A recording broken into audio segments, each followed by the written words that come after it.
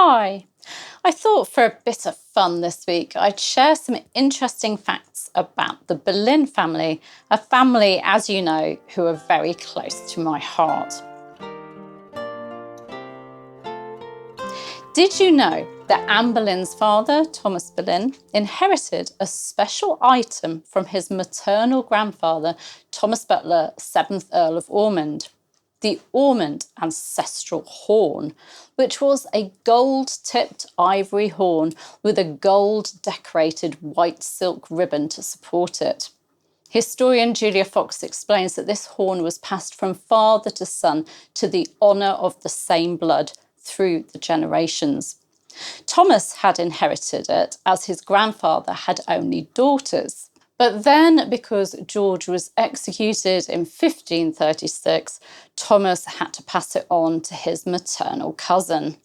Did you know that Anne Boleyn's mother, Elizabeth Boleyn, née Howard, was praised before her marriage by poet John Skelton?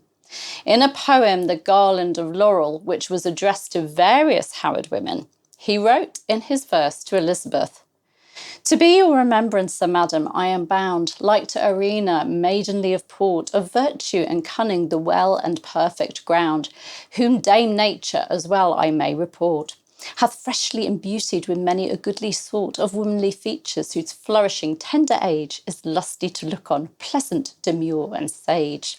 Good Cressida, fairer than Polixenes, for to envive Pandarus's appetite. Troilus, I trow, if that he had you seen, in you he would have set his whole delight. Of all your beauty I suffice not to write. But as I said, your flourishing tender age is lusty to look on, pleasant, demure, and sage." And did you know that Mary Boleyn turned up at court in September 1534, visibly pregnant, following her secret marriage to William Stafford, but that we have no idea what happened to that baby? Although there are odd claims on some ancestry-type websites about Mary Boleyn having further children, the only children mentioned in the records are Catherine Carey, born in around 1524, and Henry Carey, born in 1526. We can only assume that Mary Boleyn had a stillbirth or the baby died in early infancy.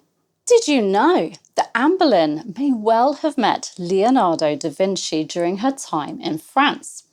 He resided at the Chateau Clos de Lucé in Amboise in the Loire Valley of France from 1516 to 1519, and that was just a stone's throw from the Chateau d'Amboise, where Queen Claude, who was of course served by Anne Boleyn from 1515 to 1521, spent a lot of her time. Anne Boleyn must have at least seen Da Vinci, mustn't she? And did you know that George Boleyn was a renowned poet? Cardinal Wolsey's gentleman usher George Cavendish praised his skills in poetry, and in 1575 Richard Smith listed George Boleyn alongside poets such as Chaucer, Gower, Surrey, Gascoigne and Wyatt. Unfortunately, nothing attributed to him has survived, although Sir John Harrington, later in the 16th century, believed that a poem called "The Lover Complaineth the Unkindness of His Love" was written by George. And did you know that Jane Boleyn, Lady Rochford, and her husband George Boleyn were granted the wardship of Edmund Sheffield, son of Sir Robert Sheffield, in 1533, and that Jane acted as a patron to scholar William Foster, who was studying at King's College, Cambridge?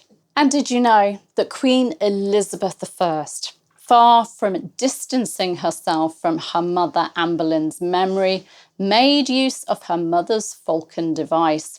It appeared on virginals made in 1571, owned by Elizabeth, along with Elizabeth's royal coat of arms, as well as on a fine linen damask napkin, which also featured portraits of Elizabeth, an inscription, Queen Elizabeth, a Tudor rose, and the words, "God save the Queen."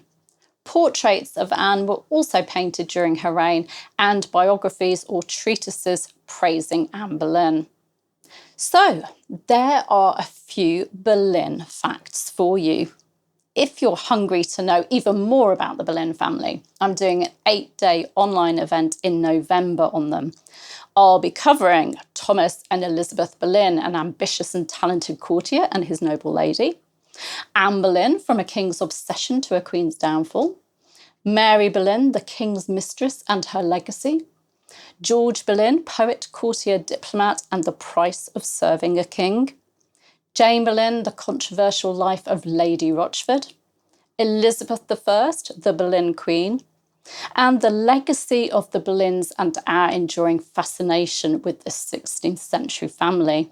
There will be 7 talks and 8 Zoom video Q&A sessions with me, so plenty of opportunity to talk Tudor to me and with other like-minded people, plus some Zoom chats leading up to the event.